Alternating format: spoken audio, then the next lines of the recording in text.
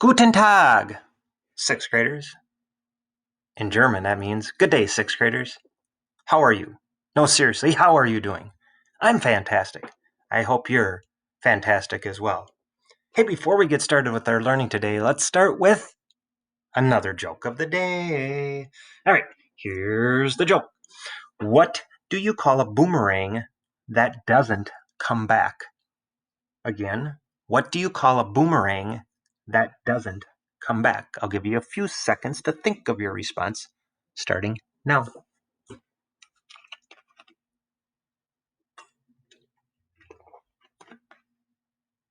All right, sixth graders, time is up. So again, what do you call a boomerang that doesn't come back? It's called a stick. Hilarious. I know, it's hilarious.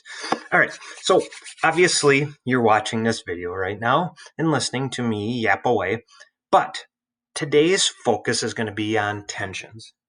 Tensions that rise prior or before the U.S.-Dakota War of 1862. Tomorrow we'll get into the war itself, and then later in the week we'll talk about the aftermath of the war, and then at the very end you will complete a quiz, not a learning checkpoint, a quiz on all of your knowledge of the U.S.-Dakota War of 1862. But let's first focus on the tensions of the war, or what led up to the war itself. So the first thing that you're going to have to do today after watching this video is to simply read the pages 9.09 to 9.13 in our online textbook, or the section called Tensions Rise. Now I'm going to log into that textbook right now, nl.mnhs.org.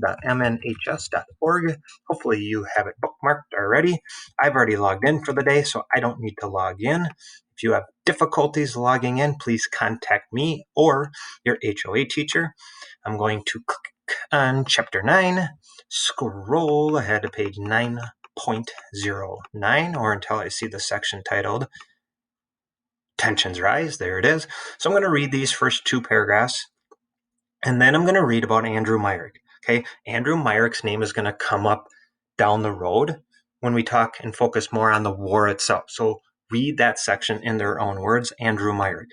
Then you're going to continue your reading of Tensions Rising on the top of page 9.10 or 9.10. I do want you to again read about Stephen Riggs in their own words section, and then continue the Tension Rising section on page 9.11.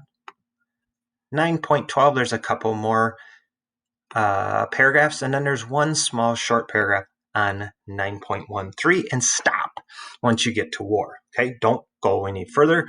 That's where you need to stop for today with your reading in the online textbook. All right, so once I finished reading, then it states to complete the Tensions Rising learning activity in Schoology. So obviously I'm going to click on the date. I'm going to click on Tensions Rise, open it up with Kami. Here we go. I'm going to scroll back up to the top, and really what this first slide talks about is tension itself. And what I would encourage you to do from time to time is to pause, to think about what your responses may be to questions that I pose to you right now. And the first really question that I have for you is define tension in your own words. And I know you can see the definition that Webster has, but I want to know, what is your definition to tension? But according to Webster, it is tension is a state of hostility or opposition between individuals or groups. Think about these questions for a moment.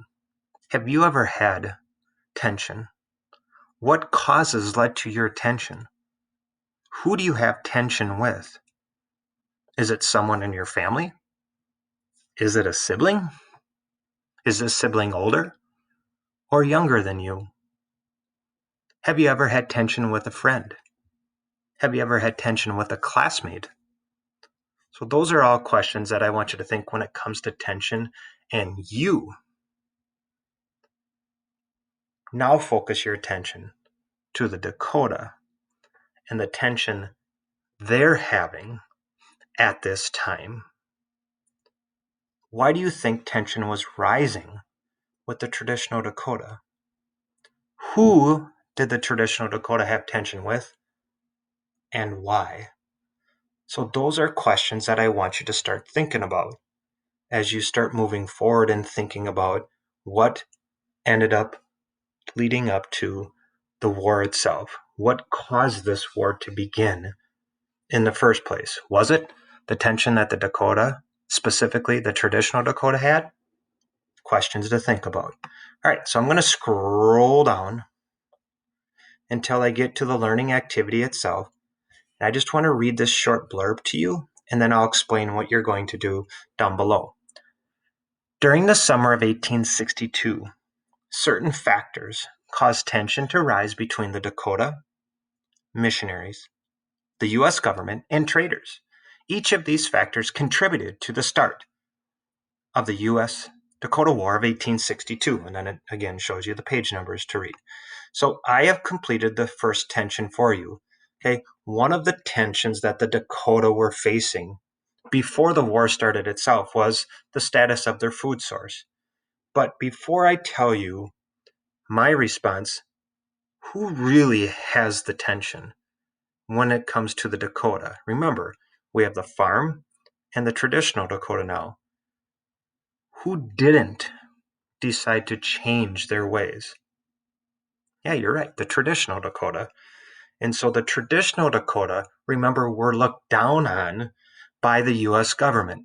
And so did that alone lead to tensions rising amongst these traditional Dakota that ultimately caused them to start a conflict or a war with the U.S. government, along with the settlers that were living in the area.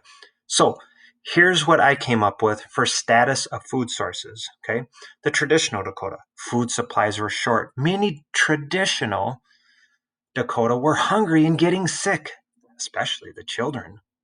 However, with regards to the farm Dakota, the government provided the farm Dakota with extra food. Why? Because the farm Dakota changed. They changed who they were. They adapted to be like the European Americans. They did what the government wanted them to do. And so what you're going to do is, in any order, just simply go around and respond to the tensions rising. For example, in here, what was the relationship like between the traditional and farm Dakota? What was the behavior of the missionaries that caused the traditional Dakota to have their tensions rise? What was the status of the U.S. government payments, those annuities or annual payments of food and money? How did the Dakota's tension rise because of those U.S. government payments? Were they on time? Were they late? And in thinking about the traders themselves, what did the traders do that caused the traditional Dakota's tension to rise? And specifically in thinking about Agent Galbraith, what was his behavior or the government's workers' behavior towards the traditional Dakota that caused their tensions to rise? And so what I just simply want you to do, again, is uses that text box, right? And again, you can choose the font, you can choose the color. And then just simply, I would encourage you to use bullet points. Here's the bullet point. And then simply, let me do that one more time. Type your responses here. Okay, and you can obviously move this as you wish, but I would encourage you to have at least 3 different, okay, let me rephrase it. I would encourage you to have at least 2 different conflicts, okay, 2 different things that cause the traditional Dakota's tension to rise within each of these, and make sure that your response is detailed. In other words, have 2 bullet points of information, and make sure that your information comes from the reading of those pages in our online textbook. Do not go outside to Google and use Google to search responses. That's just too difficult. But come up with 2 separate bullet points of information that's detailed to respond to what caused the Dakota's tension, specifically the traditional Dakota's tension, to rise during this time period. All right, 6th graders. As always, if you have any questions, please contact me with questions or contact your HOA teacher. Take care and have a great day.